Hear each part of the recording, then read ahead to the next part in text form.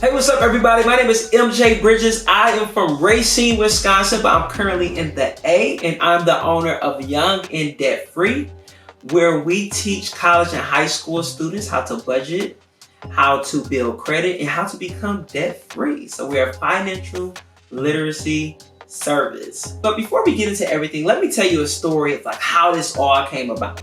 So just like you are, I was an ambitious young person, went to college, and once I graduated from college, I ended up going to get my master's at the University of Indianapolis. So my bachelor's from Alabama State University, shout out to the Hornets, and my master's from University of Indianapolis. I left Indy, I started my teaching career. I was teaching high school math, and then I got to the A. I got to the A, very excited, came down here, it's Atlanta, and I found myself on the side of the road. Well, I didn't have enough money to put gas in my car. All of my credit cards were maxed out. They had no money in the bank. That's when I started getting serious about my financials. Like, I got a master's. I'm like, yo, how am I struggling like this? So the whole purpose of me going on the journey of eliminating debt, because it was a 5.5-year intense journey, y'all. I mean, it was real crazy.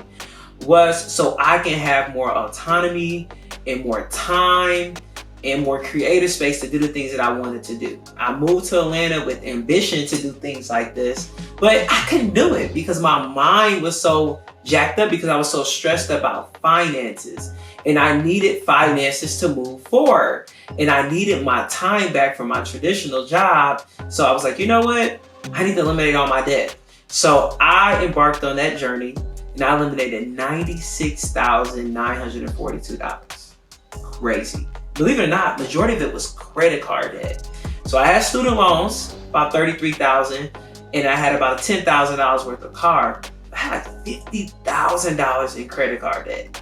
Crazy. So today, let's gear up.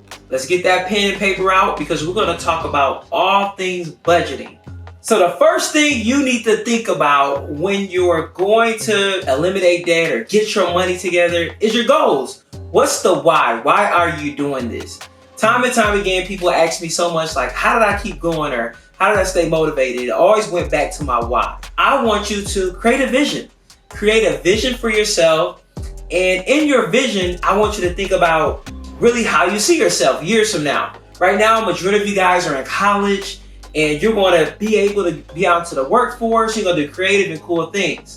I challenge you to write down for 7 minutes straight. It's an activity. You're going to write with a piece of paper and a pen your true vision, where you want to go. And I want you to marinate your current self into the future. I want you to talk about in your vision, what does it smell like?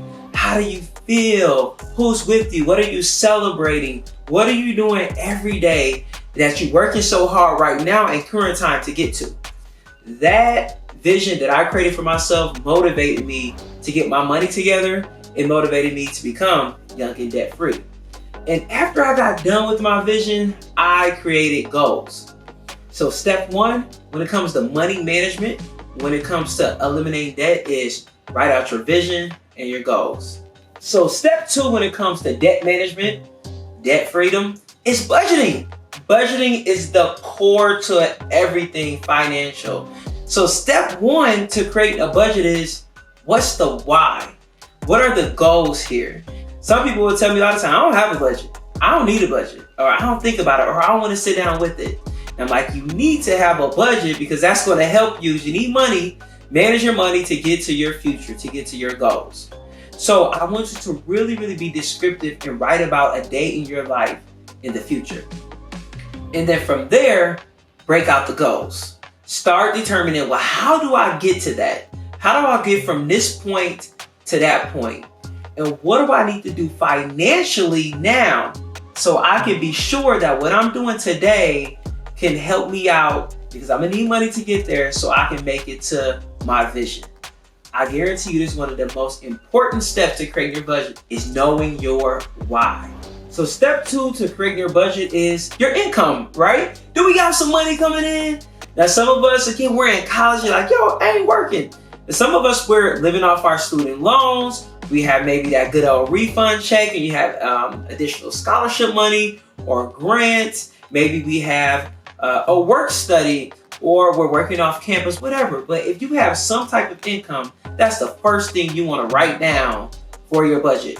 If you plan to go to grad school or maybe get a PhD and you're thinking like, well, how could I set up a budget for something like that? And you could use that fellowship money, or you could use your student loans. Even today, when you write this budget down, if you have money a semester allotted, whether it's student loans or grants or anything, that's an income. And you need to make sure you're managing it correctly. Now, step 3 is going to be a little longer because we have to break down expenses. First thing you're going to do with expenses is figure out, well, what are your expenses? So I want you to go into, hopefully you have a debit card account, or if you're using a credit card right now, and start to look at all your expenses. And again, get out a piece of paper and write them down. This is a powerful activity. It sounds so basic, but it's so powerful. A lot of people won't do it because they're too nervous to look at what they have spent the last 8 weeks. So that's 2 months. So 2 months worth of expenses. You're going to write them down. Cash App and Zelle and Venmo and things like that. I want you to write those down as well. I want you to see and know where every penny of your money is going in this situation. It's a very hard pill to swallow sometimes when you're looking at your expenses. Now, we're going to break up the expenses next, all right? So we still a part of step 3 here, but I want you to categorize the expenses. So some of the expenses, because bills is a part of expenses, I want you to have your debt expenses. So some of you guys may have credit cards right now.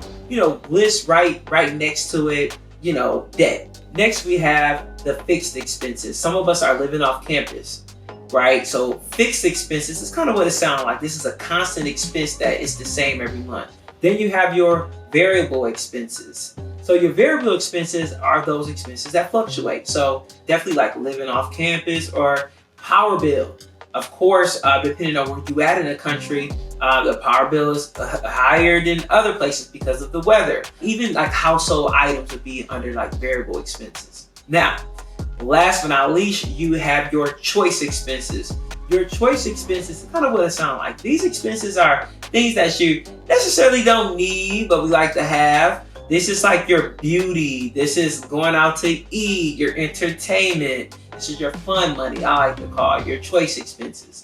So step 4 to creating a budget is opening the right number of accounts. So some of us may have 1 account, some of us may have no accounts. But I encourage college students to have 3 accounts. I want you to have 2 checking accounts and at least 1 savings account.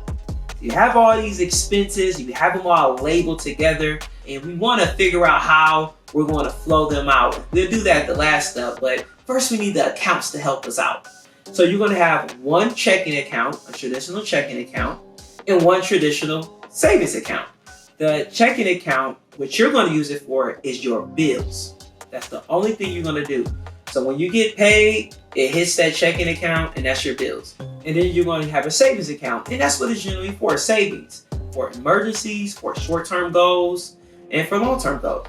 Lastly, I want you to have another checking account. So this is the 3rd account. This is where you're going to be able to go out and go on your trips and go to spring break and go to brunch and go hang out with your friends and go get some chips and sauce on Taco Tuesday, okay? And last but not least, you have your cash flow. So we want to determine how we're going to automate our payments. We're going to have our employer automate our income so the right money can go to our primary checking and then our secondary checking and then also our savings. We want to make sure that our cash is flowing the correct way, that our bills are being paid on time each half of the month. I'm MJ Bridges. I'm the owner of Young and Debt Free Financial Literacy Services, where we offer that for college and high school students on budgeting, credit basics, and debt freedom. And you can find me at Young and Debt Free ATL or www.younganddebtfree.com. And so holla at your boy.